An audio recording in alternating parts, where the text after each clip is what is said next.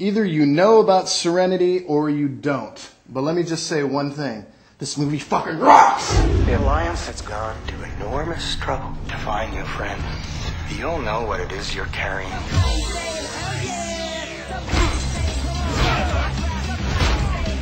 You know that girl? She is a mite unpredictable.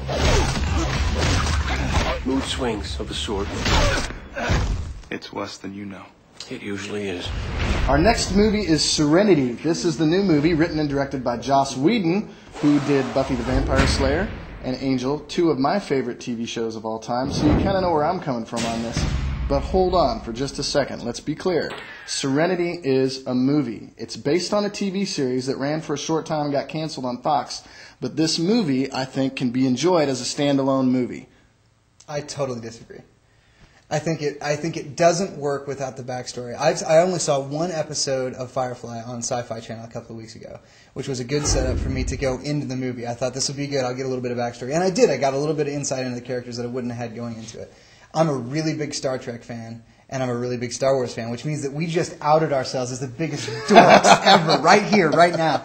I really like Buffy, and I really like Angel. And going into this, I expected to get more than an episode of a Joss Whedon television show. And there is so much more than that in this movie. I don't know what you're talking about. And a longer format episode of the show. All right, let's be clear about this. A bigger budget meaning about $40 million.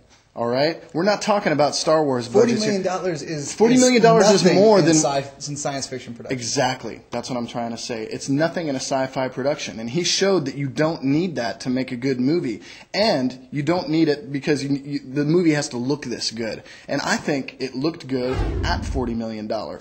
I think the special effects were fine. You know, we're not talking about industrial light and magic, you know, sound or big landscapes and millions of clones coming in or whatever, because that doesn't make a good story. Where are you hiding, little girl?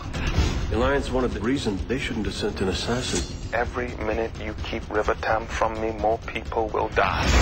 This was your fault.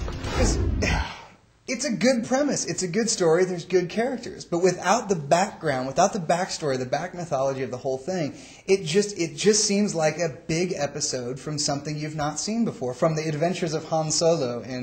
The major character in this movie is so Han Solo that it clubs you over the head with what he's trying to do with He's got the same Han Solo internal conflict, which is loyalty to the ship, loyalty to the crew, and then like how can I be a human being in this world gone mad or whatever. But he grows from that, and I think that as a main character, it serves the plot really well, especially when you find out what happens at the end, to have that conflict. And yes, that's the conflict that goes throughout the entire series, and that's why I say that you don't need to see the series. It's not like the series was a series of crazy events that led up to this.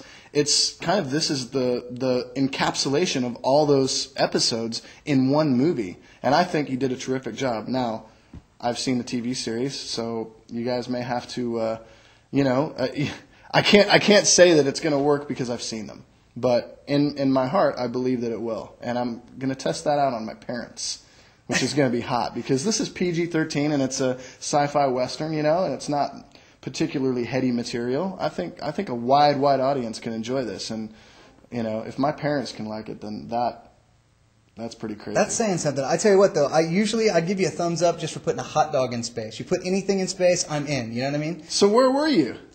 That's what I'm trying to say to you. You were still thinking about Captain Picard. No, what I'm saying is that I, of all people, should have loved this movie.